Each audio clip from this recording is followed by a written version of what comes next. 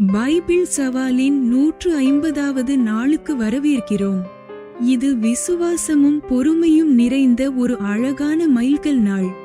இன்று யோபு 19 முதல் 21 அத்தியாயங்கள் வேதனையின் நடுவிலும் நம்பிக்கையையும் விசுவாசத்தையும் வெளிப்படுத்துகிறது. ஆழ்ந்த துன்பத்திலும் தவறாக புரிந்து கொள்ளப்பட்ட நிலையிலும் கூட என் மீட்பர் உயிரோட்டிருக்கிறார் என்று யோபு உறுதியாக அறிவிக்கிறார்.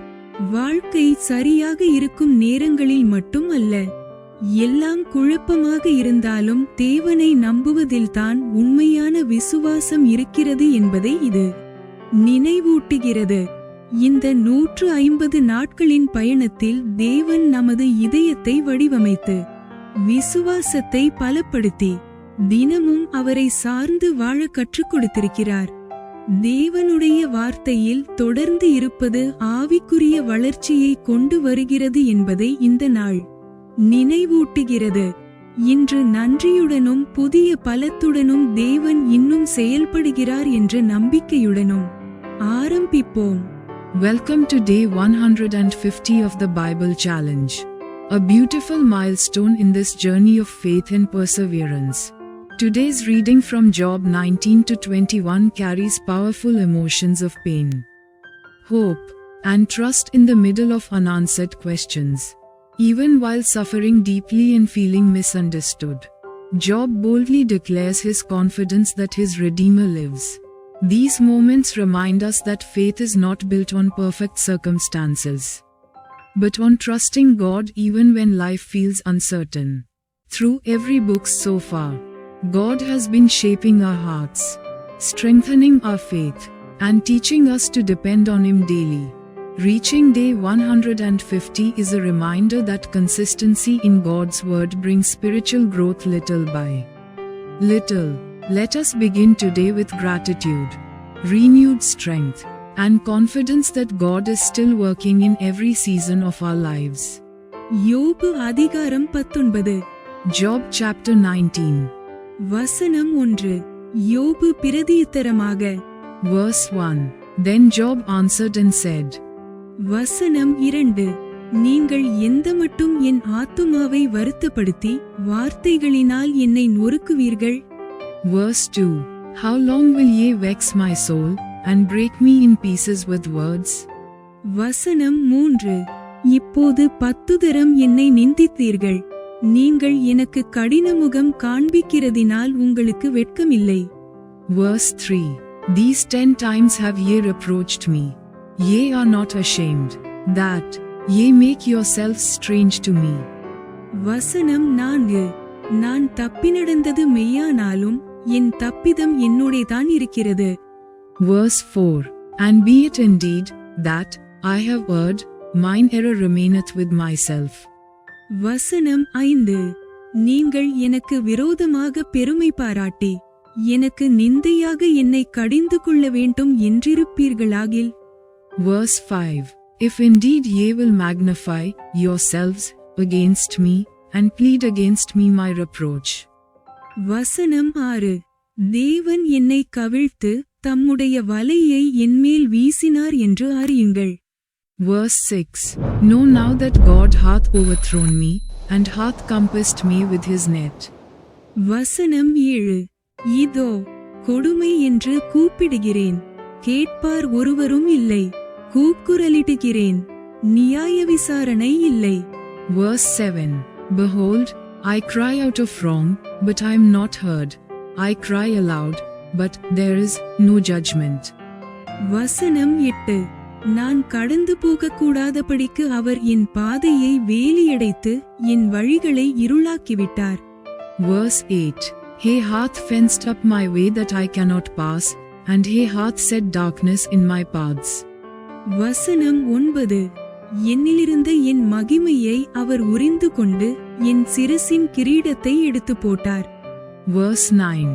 He hath stripped me of my glory, and taken the crown from my head. வசனம் 10. அவர் என்னை 4 புறத்திலும் நாசமாக்கினார். நான் அற்றுப்போகிறேன், என் நம்பிக்கையை ஒரு செடியைப் போல பிடுங்கி போட்டார். Verse 10. He hath destroyed me on every side. and I am gone, and mine hope hath he removed like a tree. வசனம் 11. அவர் தமது கோபத்தை என்மேல் எரிய பண்ணினார். என்னை தம்முடைய சத்துருக்களில் ஒருவனாக எண்ணிக்கொள்ளுகிறார்.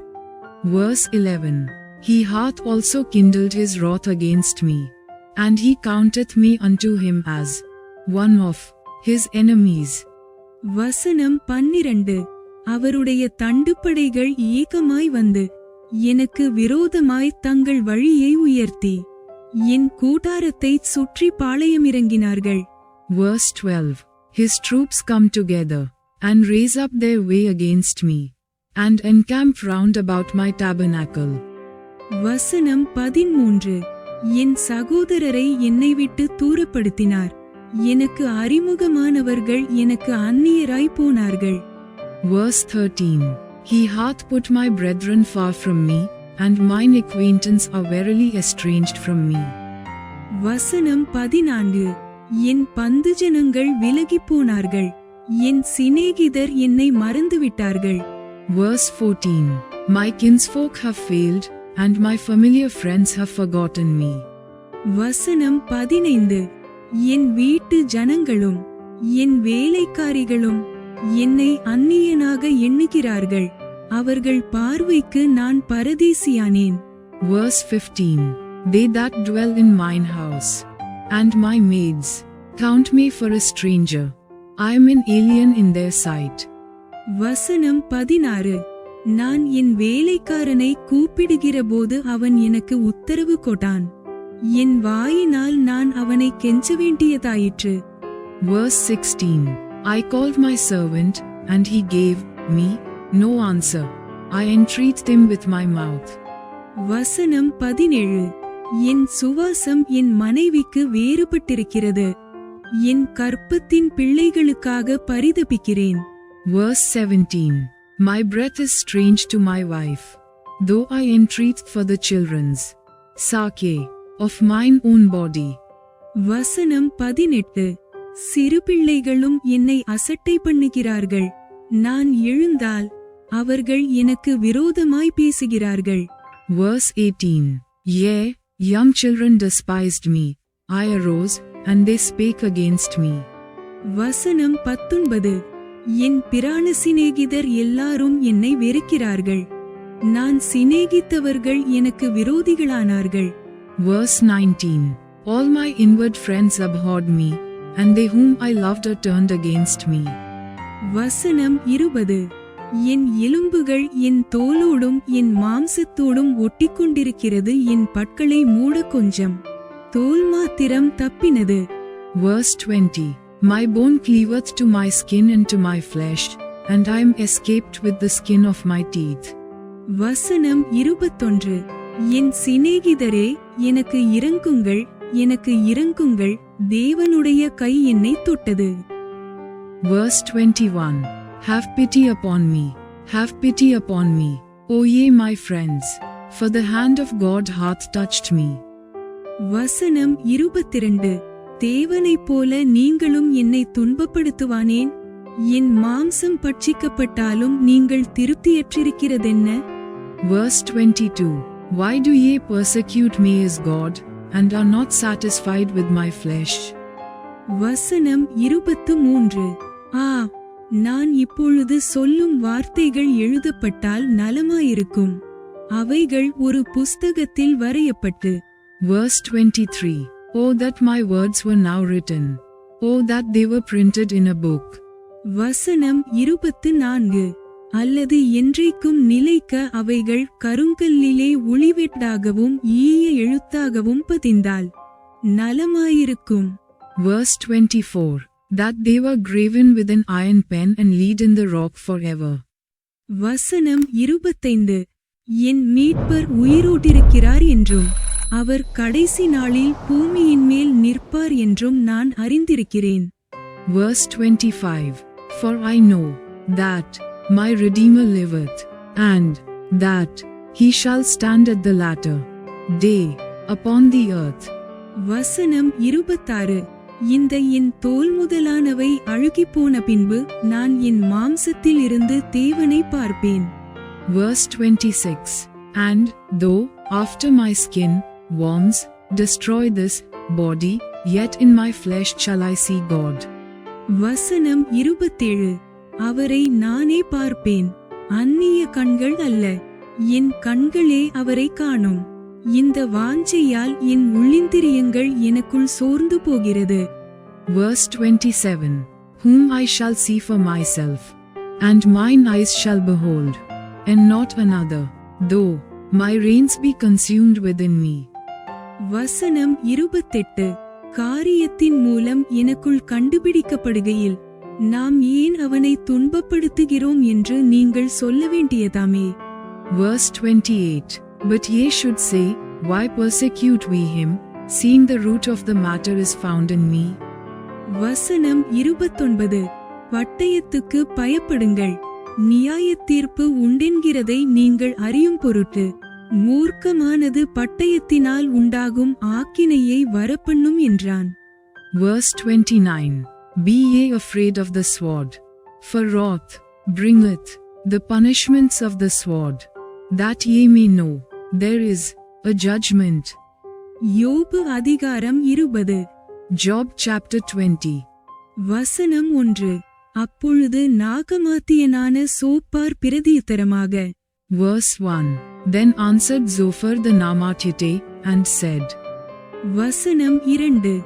இதற்காக மறு உத்தரவு கொடுக்க என் சிந்தனைகள் என்னை ஏவுகிறபடியால் நான் தீவிரித்துச் சொல்லுகிறேன். Verse 2.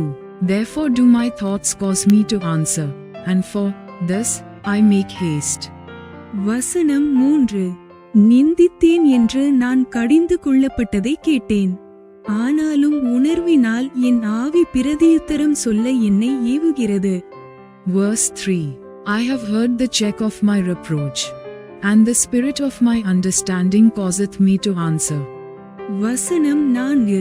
துன்மார்க்கனின் கெம்பீரம் குறுகினது என்பதையும் மாயக்காரனின் சந்தோஷம் ஒரு நிமிஷம் மாத்திரம் நிற்கும் என்பதையும். Verse 4. Knowest thou not this of old, since man was placed upon earth? வசனம் 5. அவர் மனுஷனை பூமியில் வைத்த ஆதிகாலம் முதல் இப்படியிருக்கிறது என்பதையும் நீர் அறியீரோ? Verse 5. That the triumphing of the wicked is short, and the joy of the hypocrite but for a moment. வசனம் 6. அவனுடைய மேன்மை வானபரியந்தம் உயர்ந்தாலும் அவனுடைய தலை மேகங்கள் மட்டும் எட்டினாலும். Verse 6. Though his excellency mount up to the heavens, and his head reach unto the clouds. வசனம் 7. அவன் தன் மலத்தைப் போல என்றைக்கும் அழிந்து போவான், அவனை கண்டவர்கள் அவன் எங்கே என்பார்கள். Verse 7. Yet he shall perish forever like his own dung. They which have seen him shall say, where is he?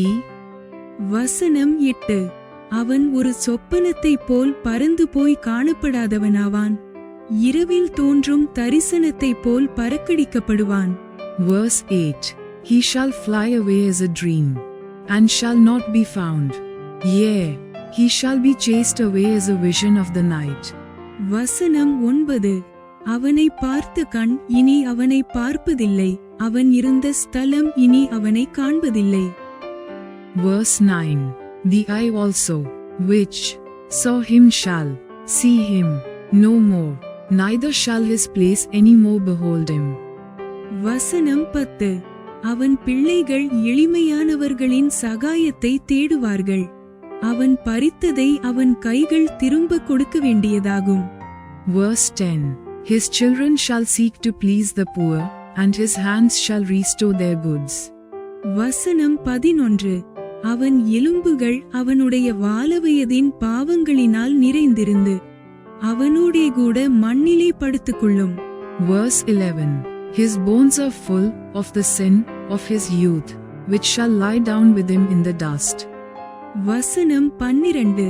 பொல்லாப்பு அவன் வாயிலே இனிமையாயிருப்பதால் அவன் அதை தன் நாவின் கீழ் அடக்கி.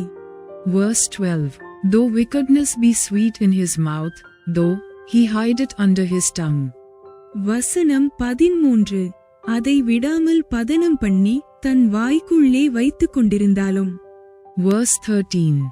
Though he spare it, and forsake it not, but keep it still within his mouth. வசனம் 14. அவன் போஜனம் அவன் குடல்களில் மாறி அவனுக்குள் விரியன் பாம்புகளின் பிச்சாய் போகும். Verse 14. Yet his meat in his bowels is turned, it is the gall of asps within him. வசனம் 15. அவன் விழுங்கின ஆஸ்தியை கக்குவான், தேவன் அதை அவன் வயிற்றிலிருந்து வெளியே தள்ளிவிடுவார். Verse 15. He hath swallowed down riches, and he shall vomit them up again. God shall cast them out of his belly. வசனம் 16. அவன் விரியன் பாம்புகளின் விஷத்தை உறிஞ்சுவான், விரியனின் நாக்கு அவனை கொல்லும். Verse 16. He shall suck the poison of asps, the viper's tongue shall slay him. வசனம் 17. தேனும் நெய்யும் ஓடும் வாய்க்கால்களையும் ஆறுகளையும் அவன் காண்பதில்லை. Verse 17. He shall not see the rivers, the floods, the brooks of honey and butter. வசனம் 18. தான் பிரயாசப்பட்டு தேடினதை அவன் விழுங்காமல் திரும்ப கொடுப்பான். அவன் திரும்ப கொடுக்கிறது அவன் ஆஸ்திக்கு சரியாயிருக்கும். அவன் களி கூறாதிருப்பான். Verse 18. That which he labored for shall he restore, and shall not swallow it down. According to his substance shall the restitution be, and he shall not rejoice therein. வசனம் 19. அவன் ஒடுக்கி ஏழைகளை கைவிட்டு தான் கட்டாத வீட்டை பறித்தபடியினாலும். Verse 19. Because he hath oppressed, and hath forsaken the poor, because he hath violently taken away an house which he built not. வசனம் 20. தன் வயிறு திருப்தியற்றிருந்தபடியினாலும் அவன் இச்சித்த காரியங்களில் அவனுக்கு ஒன்றும் இருப்பதில்லை. Verse 20. Surely he shall not feel quietness in his belly, he shall not save of that which he desired. வசனம் 21. அவன் போஜனத்தில் ஒன்றும் மீதியாவதில்லை, ஆகையால் அவன் ஆஸ்தி நிலை நிற்பதில்லை. Verse 21. There shall none of his meat be left, therefore shall no man look for his goods. வசனம் 22. அவன் வேண்டுமென்கிற பரிபூரணம் அவனுக்கு வந்தபின் அவனுக்கு வியாகுலம் உண்டாகும், சிறுமைப்படுகிற ஒவ்வொருவருடைய கையும் அவன் மேல் வரும். Verse 22. In the fullness of his sufficiency he shall be in straits, every hand of the wicked shall come upon him. வசனம் 23. தன் வயிற்றை நிரப்பத்தக்கது இன்னும் அவனுக்கு இருந்தாலும் அவர் அவன் மேல் தமது கோபத்தின் உக்கிரத்தை வரவிட்டு அவன் போஜனம் பண்ணுகையில் அதை அவன் மேல் சொரிய பண்ணுவார். Verse 23.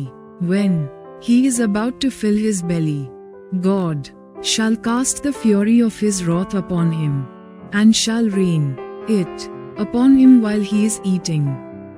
வசனம் 24.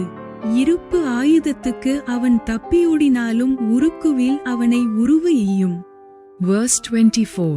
He shall flee from the iron weapon, and the bow of steel shall strike him through. வசனம் 25.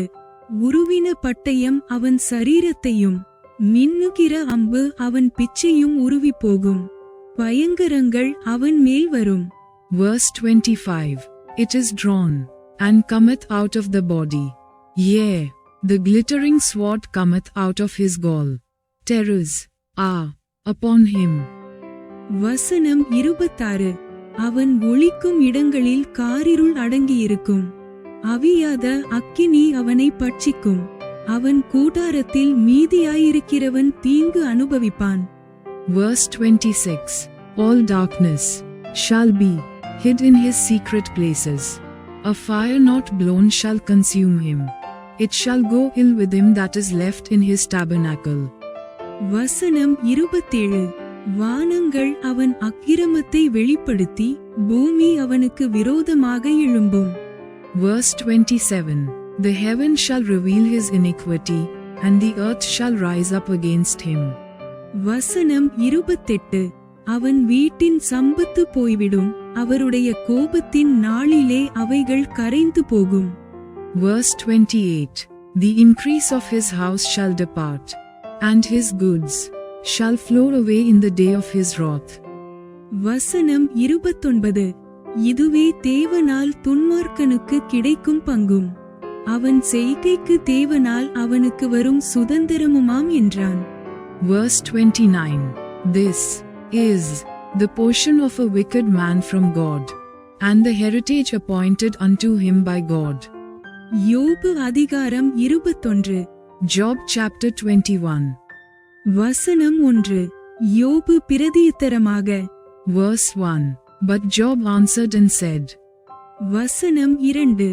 என் வசனத்தை கவனமாய் கேளுங்கள், இது நீங்கள் என்னை தேற்றரவு பண்ணுவது போல இருக்கும். Verse 2. Hear diligently my speech, and let this be your consolations. வசனம் 3. நான் பேசப்போகிறேன், சகித்திருங்கள், நான் பேசின பின்பு பரியாசம் பண்ணுங்கள். Verse 3. Suffer me that I may speak, and after that I have spoken, mock on. வசனம் 4. நான் மனுஷனை பார்த்தா அங்கலாய்க்கிறேன், அப்படியானாலும் என் ஆவி விசனப்படாதிருக்குமா? Verse 4. As for me, is my complaint to man, and if it was so, why should not my spirit be troubled? வசனம் 5. என்னை கவனித்து பாருங்கள், அப்பொழுது நீங்கள் பிரமித்து உங்கள் வாயை கையால் பொத்திக் கொள்வீர்கள். Verse 5. Mark me, and be astonished, and lay your hand upon your mouth. வசனம் 6. இதை நான் நினைக்கையில் கலங்குகிறேன், நடுக்கம் என் மாம்சத்தை பிடிக்கும். Verse 6.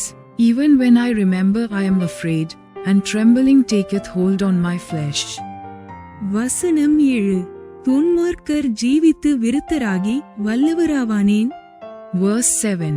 Wherefore do the wicked live, become old, yea, are mighty in power?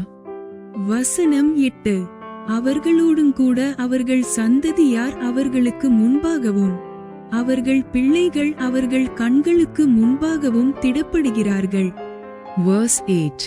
Their seed is established in their sight with them, and their offspring before their eyes. வசனம் 9. அவர்கள் வீடுகள் பயமில்லாமல் பத்திரப்பட்டிருக்கும், தேவனுடைய மிலாறு அவர்கள் மேல் வருகிறதில்லை. Verse 9. Their houses are safe from fear, neither is the rod of God upon them. வசனம் 10. அவர்களுடைய எருது பொலிந்தால் வீணாய் போகாது, அவர்களுடைய பசு சினை அழியாமல் ஈனுகிறது. Verse 10. Their bull gendereth, and faileth not, their cow calveth, and casteth not her calf. வசனம் 11. அவர்கள் தங்கள் குழந்தைகளை ஒரு மந்தையைப் போல வெளியே போக விடுகிறார்கள், அவர்கள் பிள்ளைகள் குதித்து விளையாடுகிறார்கள்.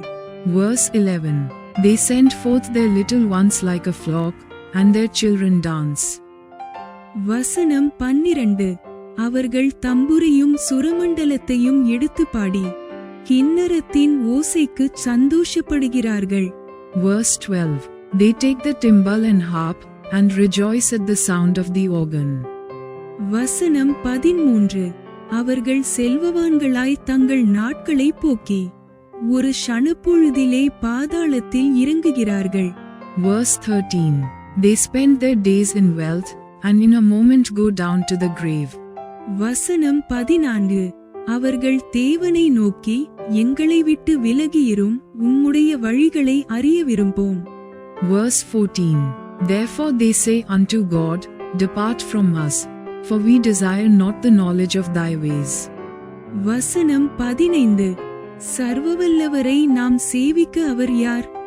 அவரை நோக்கி ஜெபம் பண்ணுவதினால் நமக்கு பிரயோஜனம் என்ன என்கிறார்கள். Verse 15. What is the Almighty, that we should serve him? And what profit should we have, if we pray unto him? வசனம் 16.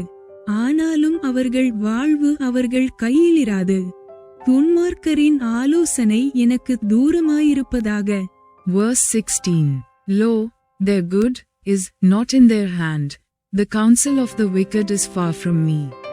வசனம் 17. எத்தனை சடுதியில் துன்மார்க்கரின் விளக்கு அணைந்து போகும். அவர் தமது கோபத்தினால் வேதனைகளை பகிர்ந்து கொடுக்கையில் அவர்கள் ஆபத்து அவர்கள் மேல் வரும். Verse 17. How oft is the candle of the wicked put out? And how oft cometh their destruction upon them? God distributeth sorrows in his anger. வசனம் 18. அவர்கள் காற்று முகத்தில் இருக்கிற துரும்பை போலவும் பெருங்காற்று பறக்கடிக்கிற பதரை போலவும் இருக்கிறார்கள். Verse 18. They are as stubble before the wind, and as chaff that the storm carrieth away. வசனம் 19. தேவன் அவனுடைய அக்கிரமத்தை அவன் பிள்ளைகளுக்கு வைத்து வைக்கிறார். அவன் உணரத்தக்க விதமாய் அதை அவனுக்கு பலிக்க பண்ணுகிறார். Verse 19. God layeth up his iniquity for his children. He rewardeth him, and he shall know. வசனம் 20. அவனுடைய அழிவை அவனுடைய கண்கள் காணும், சர்வவல்லவருடைய உக்கிரத்தை குடிப்பான். Verse 20. His eyes shall see his destruction, and he shall drink of the wrath of the Almighty. வசனம் 21. அவன் மாதங்களின் தொகை குறுக்கப்படும்போது அவனுக்கு பிற்பாடு அவன் வீட்டை பற்றி அவனுக்கு இருக்கும் விருப்பம் என்ன? Verse 21. For what pleasure hath he in his house after him, when the number of his months is cut off in the midst? வசனம் 22. உயர்ந்தோரை நியாயந்தீர்க்கிற தேவனுக்கு அறிவை உணர்த்த யாராலாகும்? Verse 22. Shall any teach God knowledge, seeing he judgeth those that are high? வசனம் 23. ஒருவன் நிர்வாகத்தோடும் சுகத்தோடும் வாழ்ந்து குறையற்ற பெலனுள்ளவனாய்ச் சாகிறான். Verse 23. One dieth in his full strength, being wholly at ease and quiet. வசனம் 24. அவனுடைய பால் பாத்திரங்கள் பாலால் நிரம்பியிருக்கிறது, அவன் எலும்புகளில் ஊன் புஷ்டியாயிருக்கிறது. Verse 24. His breasts are full of milk, and his bones are moistened with marrow. வசனம் 25. வேறொருவன் ஒரு நாளாவது சந்தோஷத்தோடே சாப்பிடாமல் மனக்கிலேசத்தோடே சாகிறான். Verse 25. And another dieth in the bitterness of his soul, and never eateth with pleasure. வசனம் 26. இருவரும் சமமாய் மண்ணிலே படுத்துக் கொள்ளுகிறார்கள், புழுக்கள் அவர்களை மூடும். Verse 26. They shall lie down alike in the dust, and the worms shall cover them. வசனம் 27. இதோ நான் உங்கள் நினைவுகளையும் நீங்கள் என்னை பற்றி அநியாயமாய் கொண்டிருக்கும் ஆலோசனைகளையும் அறிவேன். Verse 27. Behold, I know your thoughts, and the devices which ye wrongfully imagine against me. வசனம் 28. பிரபுவினுடைய வீடு எங்கே, துன்மார்க்கருடைய கூடாரம் எங்கே என்று சொல்லுகிறீர்கள்? Verse 28. For ye say, where is the house of the prince, and where are the dwelling places of the wicked? வசனம் 29. வழிநடந்து போகிறவர்களை நீங்கள் கேட்கவில்லையா? அவர்கள் சொல்லும் குறிப்புகளை நீங்கள் அறியவில்லையா? Verse 29. Have ye not asked them that go by the way, and do ye not know their tokens? வசனம் 30. துன்மார்க்கன் ஆபத்து நாளுக்கென்று வைக்கப்படுகிறான், அவன் கோபாக்கினையின் நாளுக்கென்று கொண்டுவரப்படுகிறான். Verse 30. That the wicked is reserved to the day of destruction, they shall be brought forth to the day of wrath. வசனம் 31. அவன் வழியை அவன் முகத்துக்கு முன்பாக தூண்டி காண்பிக்கிறவன் யார்? அவன் செய்கைக்கு தக்க பலனை அவனுக்கு சரிக்கட்டுகிறவன் யார்? Verse 31. Who shall declare his way to his face, and who shall repay him what he hath done? வசனம் 32. அவன் கல்லறைக்கு கொண்டுவரப்படுகிறான், அவன் கோரி காக்கப்பட்டிருக்கும். Verse 32. Yet shall he be brought to the grave, and shall remain in the tomb. வசனம் 33. பள்ளத்தாக்கின் புல்பத்தைகள் அவனுக்கு இன்பமாயிருக்கும், அவனுக்கு முன்னாக எண்ணிறந்த ஜனங்கள் போனது போல அவனுக்கு பின்னாக ஒவ்வொருவரும் அவ்விடத்துக்குச் செல்லுவார்கள். Verse 33. The clods of the valley shall be sweet unto him, and every man shall draw after him, as there are innumerable before him. வசனம் 34. நீங்கள் வீணான ஆறுதலை எனக்குச் சொல்லுகிறது என்ன? உங்கள் மறுமொழிகளில் உண்மைக்கேடு இருக்கிறது என்றான். Verse 34. How then comfort ye me in vain, seeing in your answers there remaineth falsehood? Bible சவாலின் 150வது நாள் இப்போது நிறைவடைந்தது. இது உண்மையாக விசுவாசத்தின் அற்புதமான பயணமாக இருக்கிறது. இன்று துன்பத்தின் நடுவிலும் தேவனில் உள்ள நம்பிக்கை உயிரோடு நிலைத்திருக்க முடியும் என்பதை கற்றோம். என் மீட்பர் உயிரோட்டிருக்கிறார் என்ற யோபுவின் அறிவிப்பு நமது வாழ்க்கையிலும் தேவன் இன்னும் செயல்படுகிறார் என்பதை நினைவூட்டுகிறது. கடினமான எல்லா நேரங்களிலும் அவரை நம்புகிறவர்களை தேவன் பலப்படுத்துகிறார். இந்த மைல்கல் நாளை நன்றியுள்ள இதயத்துடனும் இறுதி வரை விசுவாசமாக தொடரும் புதிய உறுதியுடனும் கொண்டாடுவோம். தேவனுடைய வார்த்தையில் செலவிடும் ஒவ்வொரு நாளும் நம்மை மெதுவாக மாற்றிக்கொண்டிருக்கிறது. இந்த 150 நாள் பயணத்தில் தொடர்ந்து இணைந்திருந்ததற்கு நன்றி. இந்த பைபிள் சவாலின் மூலம் தேவன் உங்கள் வாழ்க்கையில் என்ன கற்றுக் கொடுத்தார்? கமெண்டில் பகிர்ந்து ஒன்றாக விசுவாசத்தில் தொடர்ந்து வளர்வோம். கூப்பிய கைகள். Day 150 of our Bible challenge is complete. What an incredible journey of faith this has been so far. Today we learned that even in suffering, hope in God can remain alive and unshaken. Job's declaration of faith reminds us that our Redeemer lives and that our story is never finished. While God is still at work, through every difficult moment, God continues to strengthen those who trust Him. Let us celebrate this milestone with thankful hearts and renewed commitment to continue faithfully until the end. Every day spent in God's Word is changing us in ways we may not yet fully see. Thank you for staying faithful through 150 days of this journey. What has God been teaching you most during this Bible challenge? Share and let us continue growing together in faith. Folded hands. Thanks for watching. Like, comment, and subscribe to Daily Bible Tamil in English. Word of God.